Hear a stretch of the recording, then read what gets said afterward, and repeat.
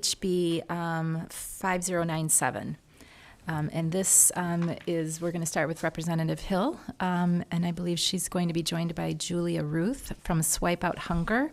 And they're going to be giving us testimony on the Hunger-Free Campus bill.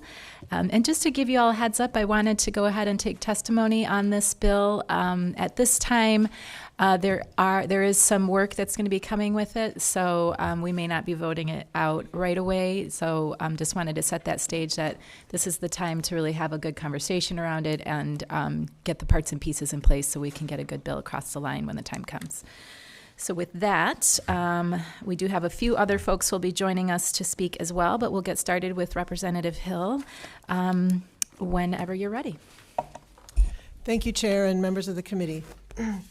Unfortunately, food insecurity is one of the most serious issues impacting the people of our state.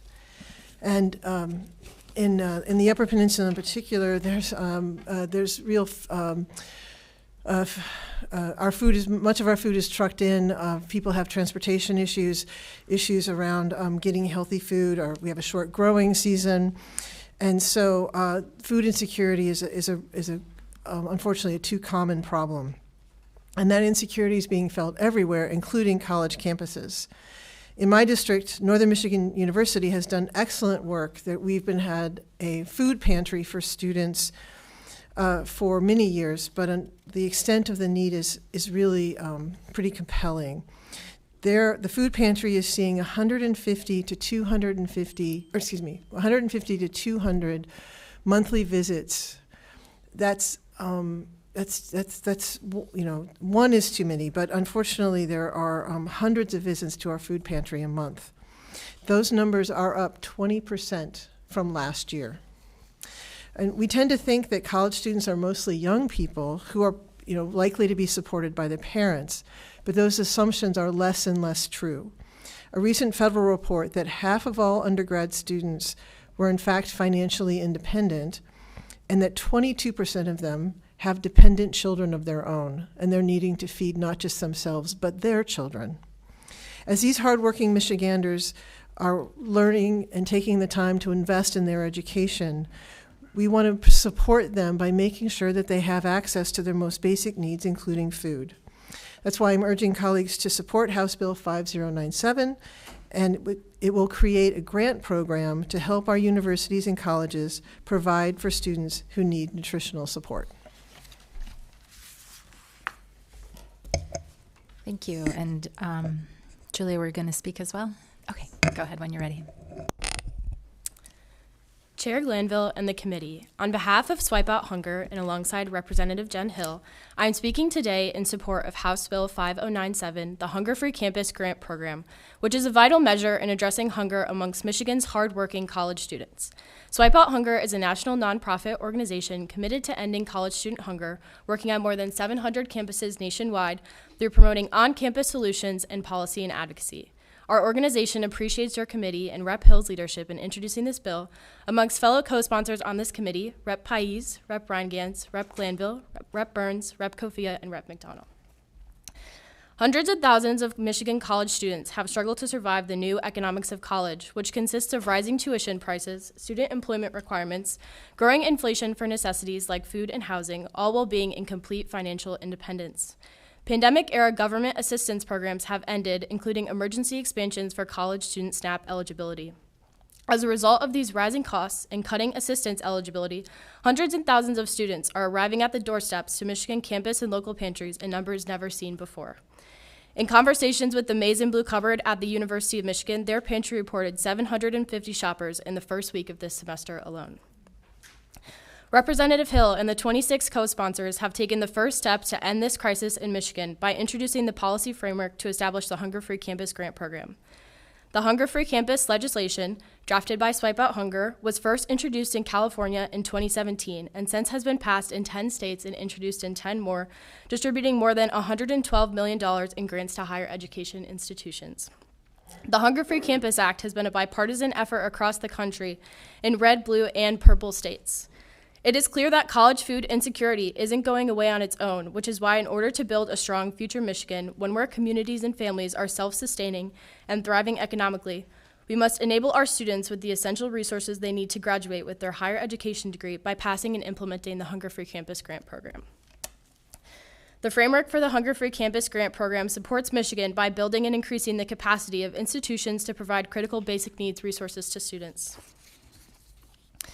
Michigan colleges could leverage these grants to develop basic needs positions, improve communications to students on SNAP outreach and qualifications, train student wellness advocates, and upgrade basic needs resources like food pantries or meal donation programs. The language in the bill is intended to be flexible to cater to the individual needs of each unique campus across the state. For example, in the state of Minnesota, Pine Technical College utilized Hunger Free Campus funds to bring a mobile pantry to their campus, and Ithaca Community College was able to make adult basic education staff positions available to serve as navigators to SNAP and health benefits, housing, and transportation, as well as educational support. Passing HB 5097 is a crucial step towards funding campuses across the state to invest in basic needs resources to help students complete their degree. The cost in investing in these resources is far less expensive than the human and economic cost of inaction and the long-lasting it will have on Michigan college students. Thank you all for your time and consideration today, and I urge you to support HB 5097 as it would make significant strides in mitigating food insecurity amongst Michigan college students to ensure their success. Thank you. Thank you. And I know we have a number of speakers, some from some college campuses that are actually running food pantries at this time. So I think we'll hold questions until we maybe hear from everybody so we can get the right folks in to answer those. So thank you. And next, I'd like to invite Carmel Price, the University of Michigan Dearborn, who is here to provide additional testimony.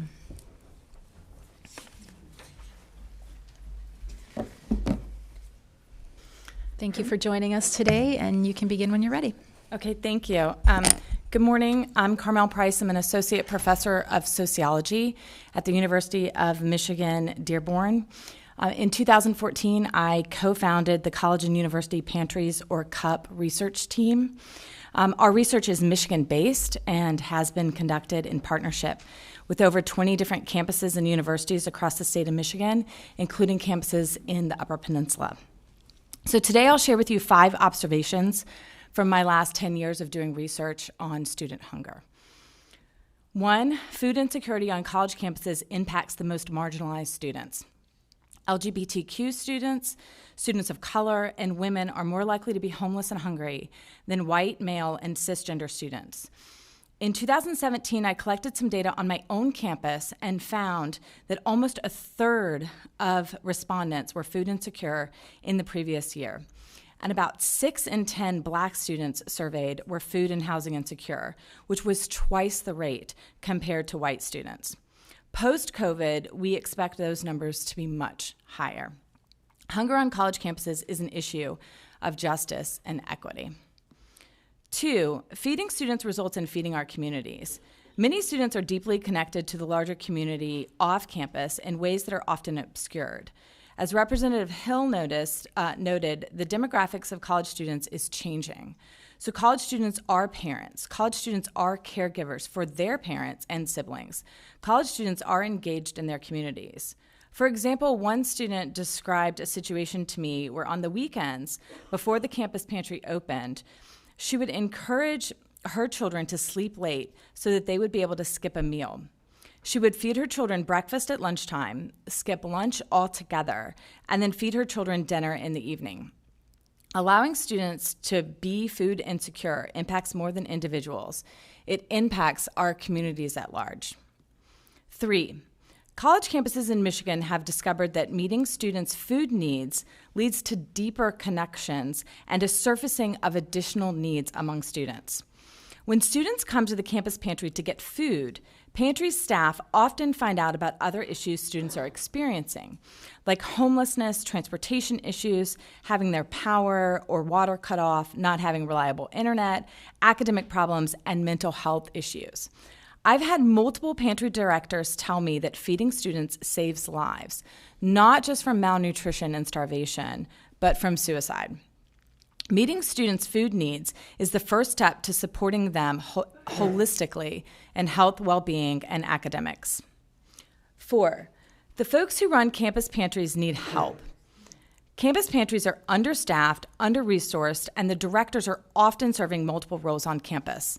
This is particularly true at our 2-year associate degree college campuses, which are well suited to serve our less affluent students. Campus Pantry staff are working to solve a structural problem with short-term solutions and few resources. As a result, they are exhausted. And lastly, 5, SNAP benefits do not serve students well. Many students are ineligible for SNAP. For example, full-time college students are ineligible unless they meet the work requirements. But often caseworkers are unaware of the provisions that allow for students' eligibility.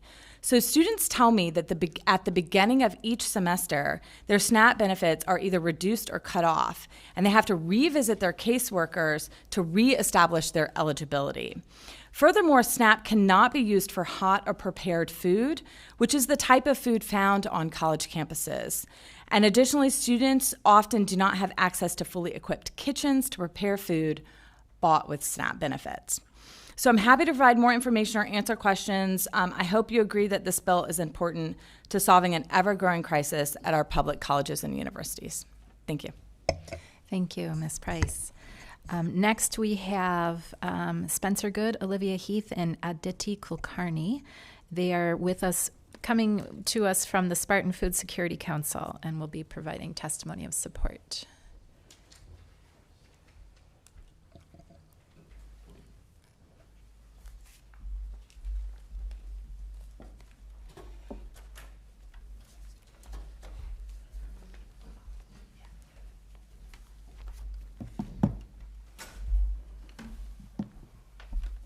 Thank you for joining us today, and when you're ready, just make sure the red light is on for your microphone.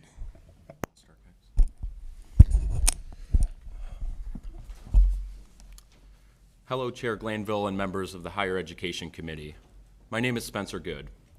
I would like to thank you on behalf of myself and the Spartan Food Security Council for hearing our testimonies this morning. It is my strong belief that House Bill 5097, the Hunger-Free Campus Grant Act, will end food insecurity at institutions of higher education across Michigan.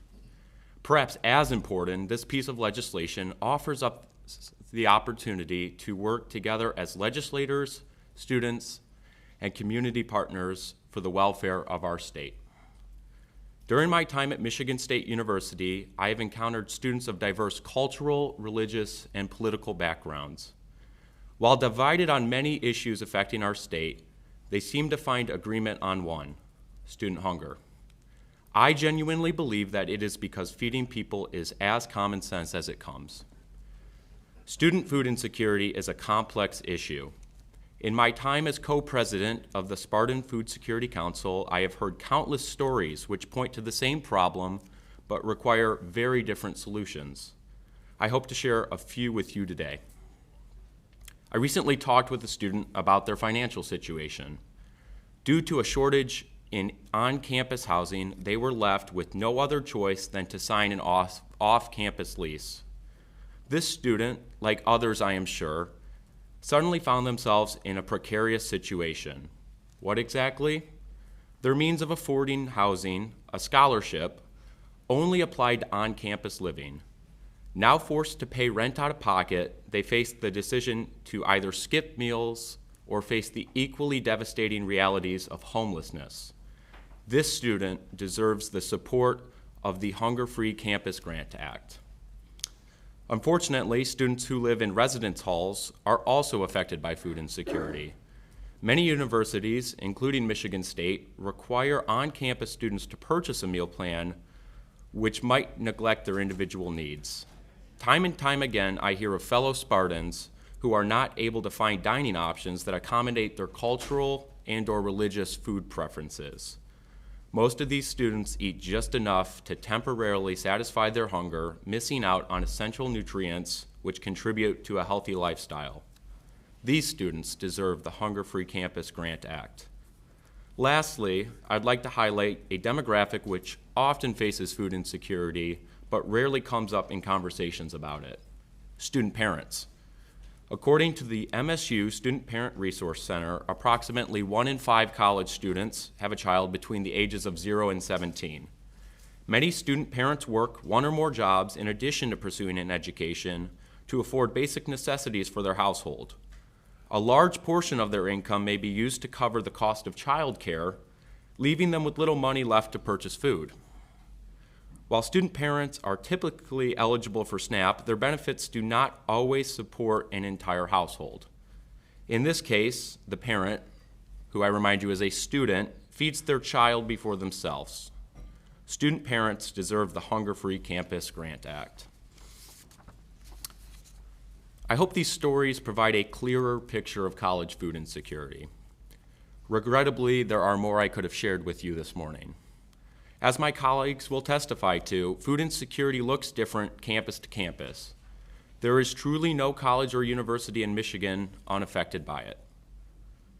The bottom line is that students deserve the support of their institution and state.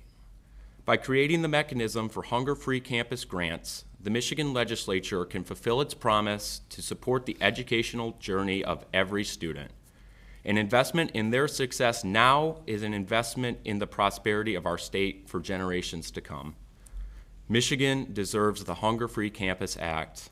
I urge the Higher Education Committee to vote in support of HB 5097, and thank you all for hearing my testimony this morning.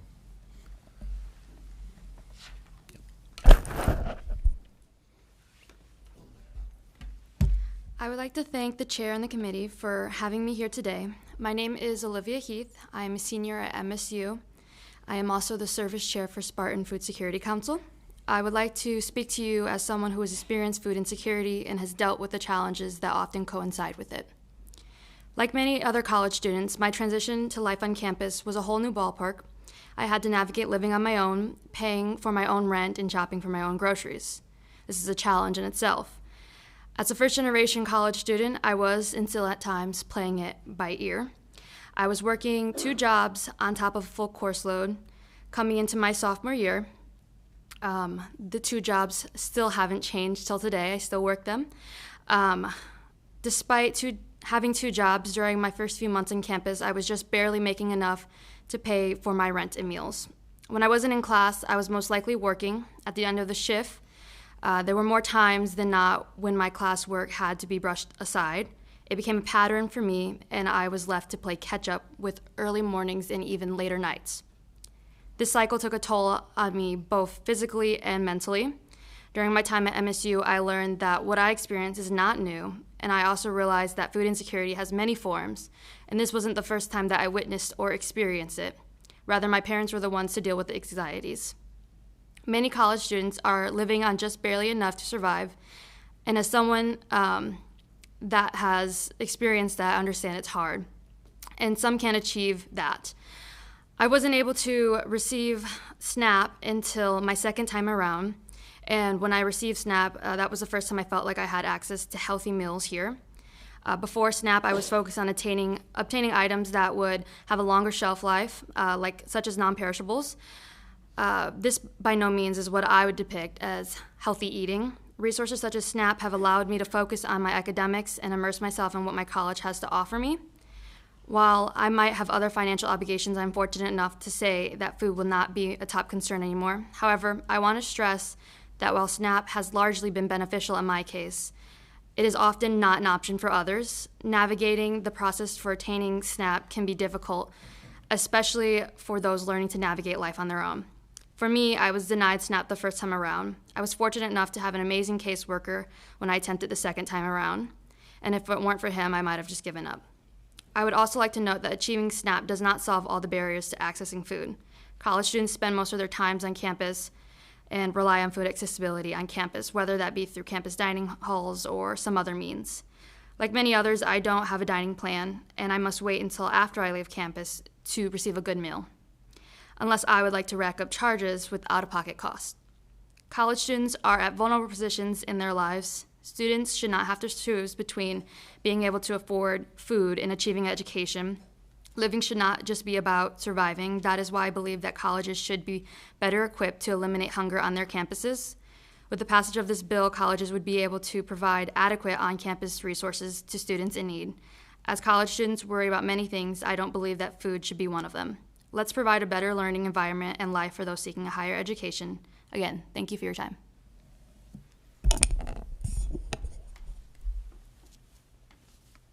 Thank you, Chair Glanville and the Higher Education Committee for this opportunity. My name is Aditi Kulkarni, co-founder of the Spartan Food Security Council here at Michigan State University.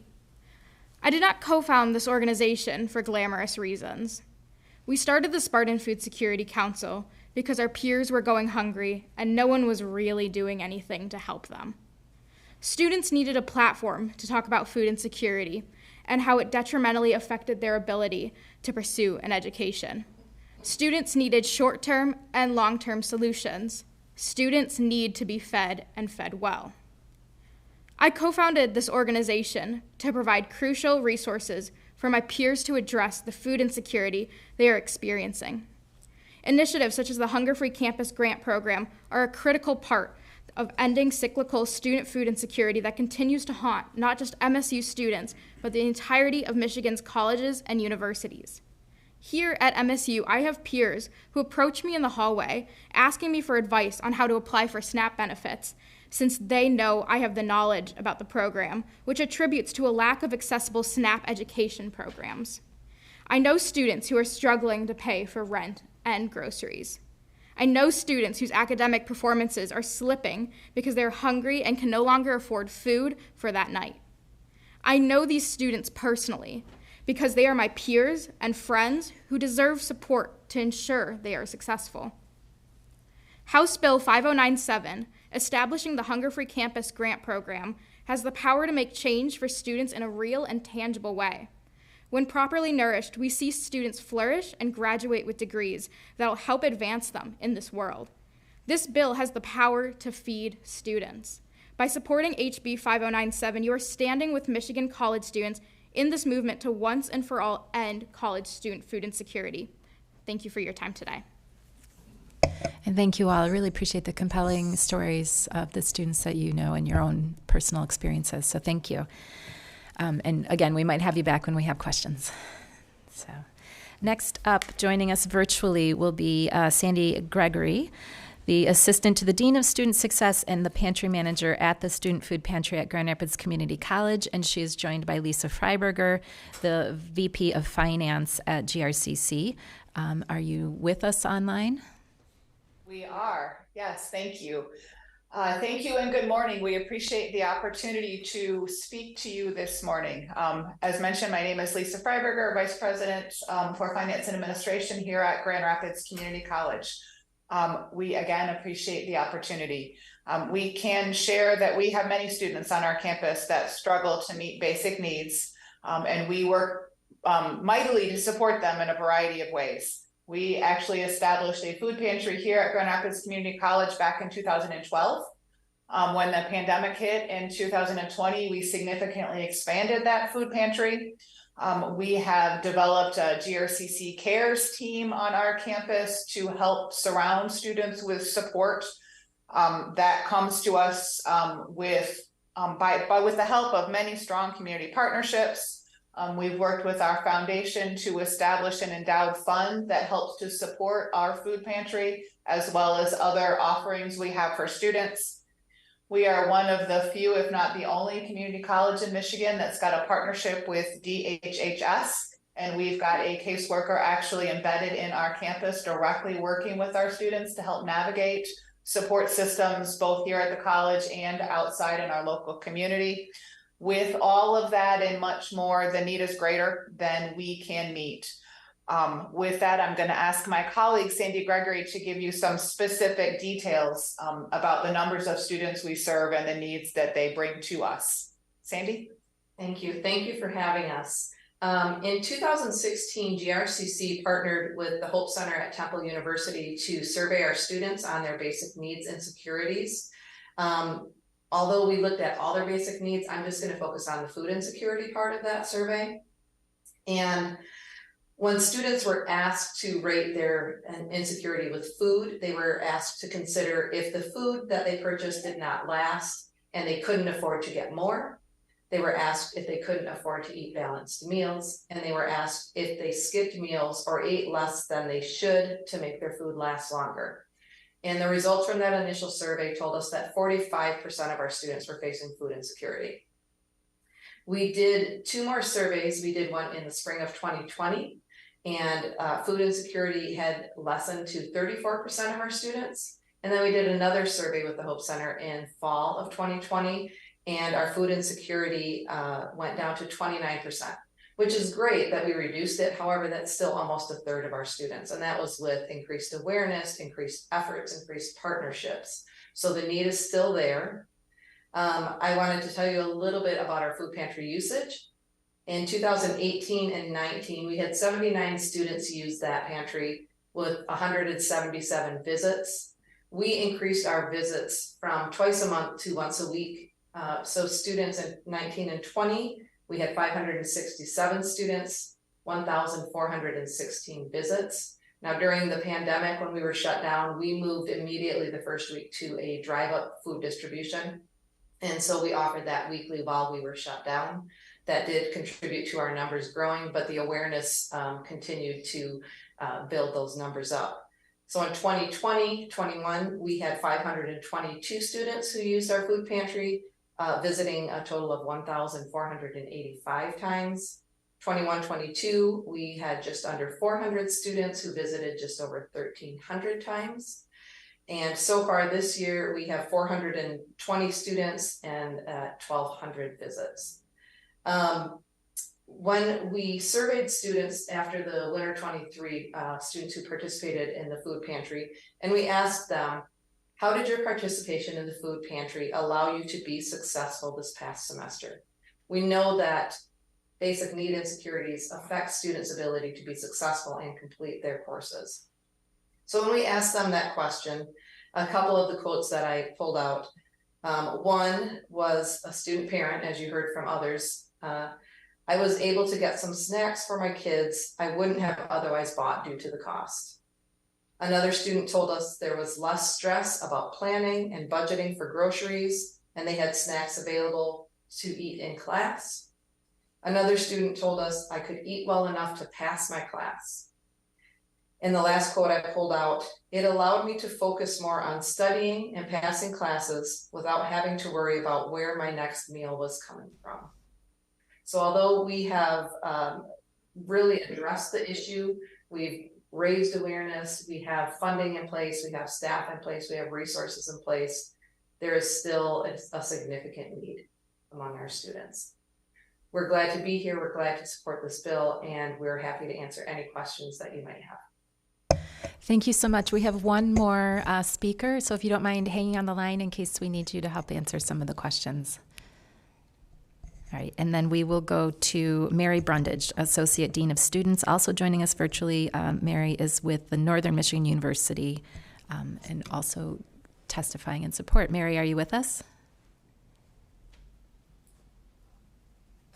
There we go. Begin when you're ready.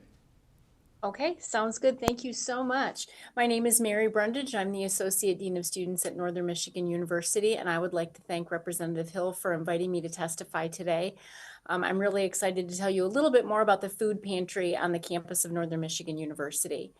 Our student government here on campus surveyed our student body about food insecurity back in 2017. We are a campus of approximately 7,000 students, and they had approximately 1,000 students respond to the survey. Approximately 40% of the respondents said that they experienced some level of food insecurity, and approximately 95% said they would like to see a food pantry on campus. So NMU got to work, and in approximately 6 months after we reviewed the survey results, we opened the doors to our food pantry. And it's been up and running for going on 6 years now. So to give you just an idea of some of our services in our food pantry, as Representative Hill mentioned, we have approximately 150 to 200 students per month who go through our food pantry, and that number continues to increase over time. We allow our students to get 1 bag of groceries per week. So if you can imagine, you know what that's like to get one bag of groceries per week. We would love to have the capacity to do more than that, especially since some of our students have more than one person in their household. But right now, we're happy to at least be able to do that for our students. Our pantry is staffed primarily by volunteers. The benefit of that is it really helps to increase awareness and support. The downfall is there are definitely some things that we would like to do more and do better as far as accessibility. In total, our volunteers contribute approximately 25 hours per week, stocking the shelves and monitoring the food pantry during the hours that it's open. We're currently open 15 hours a week, different days and times throughout the week to accommodate students. And we're also open year-round. At Northern Michigan University, we do allow our students to register to stay in our residence halls over Thanksgiving break, over the semester break, and then also over spring break. And our dining halls are closed during that time. And so these students are here on campus, sometimes with very few other students. They may not have a vehicle. And so the food pantry has been essential for these students. Our pantry is funded exclusively through donations. NMU provides the site for us. They provide the facility free of charge, but we are feeding our students exclusively through donations.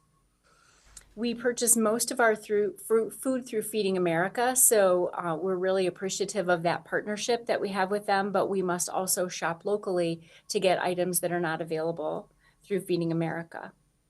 And one of the challenges that we have, and I would imagine all campuses have, is providing healthy food options for students. There are a lot of rules and regulations with having perishable food available. And we were fortunate to have a donation, and we used that to purchase a small refrigerator and an upright freezer. So we are now able to provide more of a protein variety for students and also some vegan options for our students. But of course, we would love to expand that.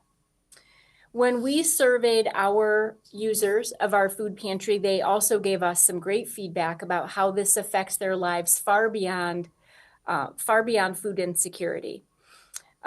Students have shared that this allows them to prioritize other financial obligations, such as purchasing textbooks or maybe making a car payment. It helps them feel that NMU cares about them and cares about their community. One recipient said that having the food pantry has helped them reduce their struggle with anxiety. Our pantry also has personal care products, which can be quite expensive, so students appreciate that they're able to get personal care products like shampoo, toothpaste, deodorant through our food pantry. And students have said overall it just helps them retain and remain enrolled in college. So feedback like this for us has been priceless and helps us want to continue this fight to address food security on campus. Our food pantry helps students when they need it most, but obviously there's more we all can do. Any additional funding for food pantries on college campuses would be a blessing. And it's exciting to think about how additional funding could increase access for our students. Thank you very much for your time and attention today. And I appreciate this opportunity to talk about the NMU Food Pantry. Thank you so much, and I will ask you to stay on the line as well in case we need you to answer any questions. But this is, I think, overall, Representative Hill, I want to thank you for bringing together such a diverse group to talk about how pantries are currently being run in some situations, the geographic need across the state in different settings, and, of course, to the students and those working in those spaces to be able to share the stories and the impact of how support for food security has, improved their chances to stay in school and to be successful and to reach their potential. So with that, we do have a few questions. Representative Paquette, you want to start us off? Yeah, thank you, Madam Chair, and thank you for the testimonies today. My question is based on, so food insecurity is a thing, but malnourishment, I think, is kind of the driving force. Some people alluded to that. So in like the biannual survey and the pieces that are in the legislation here, I wonder how are you guys driving into the idea of malnourishment? A lot of my former students, they'd be eating zebra cakes and these types of things. Obviously, that might assuage the insecurity of food because it is food or technically, but malnourishment is, I think, the driving factor here. So how are you guys really drilling into that with this legislation? Thank you for your question. I do want to say that it is very much thanks to Swipe Out Hunger and the students, particularly the MSU students, in developing this legislation. I'm the vehicle, and they are truly the folks who put this all together. So I'm going to be leaning heavily on them to answer these questions. Yes, thank you for your question. I think one of the key aspects and the points of the survey is to kind of get to the root cause of where some of these struggles and where food insecurity is coming from on your campus, where that's malnourishment in the food that's being provided to these students on campus, or where they're shopping in the local groceries and in the local grocery stores, and where they're kind of receiving the food, and making sure that they have the supports and the options to be able to purchase nutritious food to combat and target malnourishment within that. And I think that's something that definitely campuses have a lot of autonomy in how they're collecting the data and how they want to issue and kind of address specific campus needs. So working together and addressing some of those nutritional aspects as well in the survey is key within the communicating and collaborating with the campuses to gather that data. And I don't know, Professor Price, if you have information from your research on this question. I guess in the meantime, the legislation also says there have been surveys out there. So how have these past surveys, I guess they're not created yet, but how have they focused on actual malnutrition, where ramen noodles aren't, what we're providing, like actual food? Yeah. So this is really interesting. A lot of campuses are working really hard on this, and working really hard on making sure that the food that they stock is healthy. Like I had a student that was talking to me about, she was having a conversation with her doctor where she was saying, what's the best option? And she was diabetic, and she was getting a lot of her food from the food pantry. And so what's the best option for her being food insecure and diabetic? And her doctor was walking her through that. And so when campus pantries kind of get this information that students and really take malnourishment into place, one of the things that they're doing is they're purchasing refrigerators. They're partnering with farmers markets. They're partnering with gardens on their campuses. They're partnering with dining services to get kind of leftover food. So there's a lot of kind of creative ways that campuses are addressing malnourishment, a lot of education, a lot of awareness. Students are also working on it. So one of the things that when their campus can provide food, then they can get the canned food, the non-perishable food from the pantry, and then they can use their SNAP benefits to buy milk, eggs, fresh fruits and vegetables. But if they don't have the campus pantry, then their SNAP benefits have to go more towards the cheaper food, because we know that processed food is cheaper. Okay, so is there openness in the legislation to whoever wrote the bill, I guess, to apply some focus on malnourishment, I guess? Yeah, definitely. Okay. Open to, can follow up as well with like examples of surveys past schools have used in other states, and then also coordinate with the schools as well to include that in the survey. Thank you. Thank you. Next up, Minority Vice Chair Vanderwall. Thank you, Madam Chair, and thank you again for being here, for all the students and everybody involved. I'm going to piggyback just a teeny bit on Representative's questions, but as I read through, first, right now I see it qualifies for community college, junior colleges, and state universities.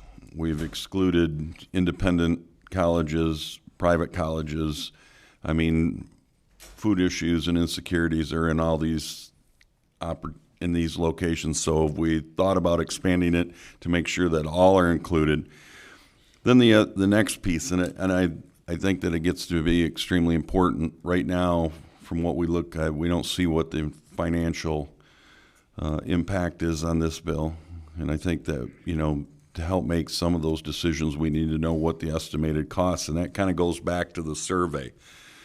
What have we done in lines of what are the questions on the survey? Does the survey say, have you looked at these opportunities for grants, this or that? I'm just curious what we've done under the survey. If we could see some of the surveys, I'd love to see the questions. But those couple questions, if you could answer, I'd greatly appreciate it. Thank you. Yep, and in fact, a number of people have asked about private colleges and universities, and in consultation with the chair, we are very open to that idea and interested in bringing them to this important program, which directly impacts the cost. And so considering the how many folks do we need to serve, and then gathering all the information. Luckily, we have the years of data from Professor Price to give us a start to then, I think, roll this out over time and see. A number of universities have had these for a number of years. Other folks, I think, still need to start the programs, is what they've found. And so it's going to be potentially a growing thing that we will be, as written into the bill, there will be information coming back every year so we can see how it does grow. But I imagine that we'll start with what we know and then move on from there. And if I may add that those two questions are part of the reason we're doing the testimony today. We have already been discussing these things, knowing we would need to come back with a little bit more, but just wanted to get it out there so we can start having the conversation for sure. So thank you. Is that all? No. Okay, great. Thank you. Representative Bruck. Thank you, Chair, and thank you, Rep. Hill, for bringing this and all the presenters. I appreciate it. Just give you a little background on me. I survived on ramen noodles going through college. I worked 30 hours a week, and I also had the GI Bill that helped pay for college, but that's just, my background. I have a number of questions here. I do appreciate the testimony from NMU and then the Grand Rapids Community College. I was a trustee for Monroe County Community College for 6 years. We also had a food pantry. We see a lot of success. It seems like NMU and Grand Rapids are both having a lot of success with their food pantries, as well as I'm sure a lot of colleges or learning institutions are doing. My question with that is this grant, the administration of this grant, what exactly will the grant pay for? Is it individuals that get the grant? Is it a college that gets the grant? Is it a program within an institution that gets the grant? The funding would go to a state agency, and that state agency is to be determined. We made a piece, there's a new higher ed agency potentially on the table, and so that is also part of the development of this particular bill, aiming for next year's budget for the allocation. And I think I answered your question. I think there was something else. Sorry, No, that mostly answered the question. I guess, will it go toward food pantries? Yeah, I can answer this specifically. So when the state agent is administering the grant that's going to be given to the college and university, they'll apply for the grant. Within the bill, there's kind of a open-ended checklist of requirements that a campus has to fit or kind of, align with to then be designated hunger-free campus. Then from there, they're allowed to apply for the funding.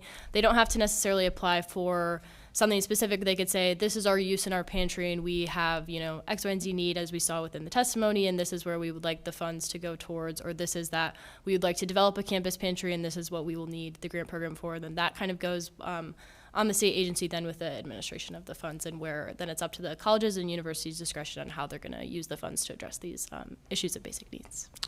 Okay, which leads me to another question. I apologize, Chair. I have a whole paper full of things. I'm trying to focus on the few. You kind of answered what determines food insecurity, and it sounds like there's various ways. Testimony, a personal asking of students. I mean, that is probably not scientific. We have others that have surveys. Obviously, there's going to be a across-the-board type survey to determine what food's insecure or means exactly. But in the end, what is the measurable goal? How is this grant going? I see it be given to colleges. If the success is the college says we're no longer food insecure, or we met these guidelines, or is it individually going? I mean, what is the measurable goal to say that the undetermined amount of money that's going to be spent is giving us the product that we're looking for? If I may interject here, if you look at, I just want to point out that as the agency that oversees this program will be promulgating the rules and the administration for the program, so I think that would be in their purview to determine what the the goals of what the success of the program looks like or what the feedback looks like. It also calls for regular reports on the program.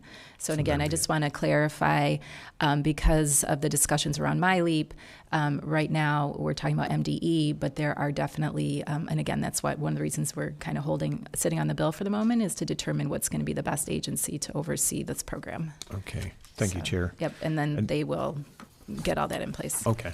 And in some of the testimony regarding their colleges that have meals, students have cards, but they're still hungry because either they don't like the food, they can't eat the food, it doesn't meet guidelines, etc. There's always, I mean, I could say when I was in Iraq, I felt hungry eating MREs for 9 months. Like that, it wasn't good food, but that's what we ate.